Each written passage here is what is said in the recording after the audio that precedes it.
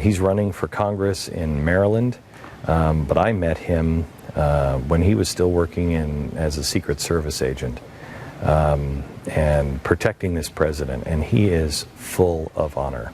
And he protected the last president as well, Dan Bongino, running for Congress in Maryland. And not because you want to, but because of the things that you've seen and the things that you know. Tell me what you think is happening with the government is being used as a weapon to destroy people right now. Yeah, we're in a lot of trouble. The president sees government, and I think it's because of his lack of experience and maybe community organizing in the past as like this shiny new toy, which for all the disagreements I had with Clinton, Carter, and Bush, there were always limits. There was that line you just didn't cross. We cross it seemingly every day, Every day. We're lost in the scandals. The Jamie Dimon shakedown at Chase, the HHS scandal, Kathleen Sebelius shaking down the healthcare industry for money, the IRS. It's to the point, Glenn, where these scandals in and of themselves would be huge, back-breaking scandals, are just lost in the scandal fog in this administration. It's worse than people know. So knowing what you know, tell me what we should be concerned about. You give the government information, it will be abused.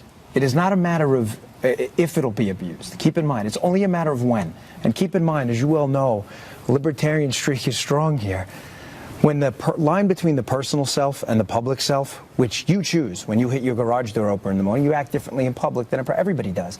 When that line is determined by the government that keeps your information in a trove for release anytime they need it, how are you free? The president is telling us that that is not being stored, that stuff is not being stored. Right. They also told us that it wasn't being used for personal use till we found out employees, some of them at the NSA, were spying on their girlfriends and boyfriends.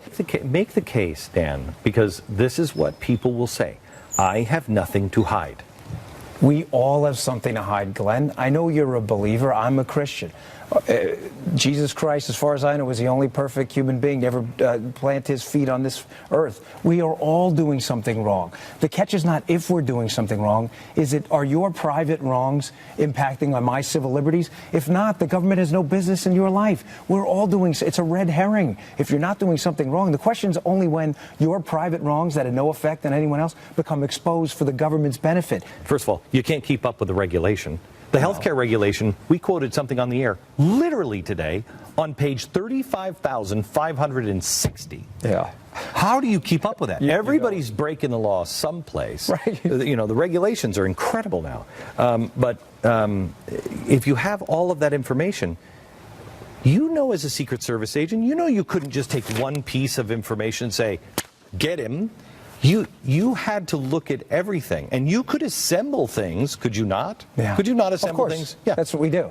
It's only a matter of time before someone slaps an email on your desk that you sent 15 years ago, threatening to punch out your neighbor for not pruning his trees, and says, look what we got against you. I need your information on whatever. Tony, your other neighbor. Like, what? I thought that was private. Remember, when the key's held by someone else, liberty means absolutely nothing.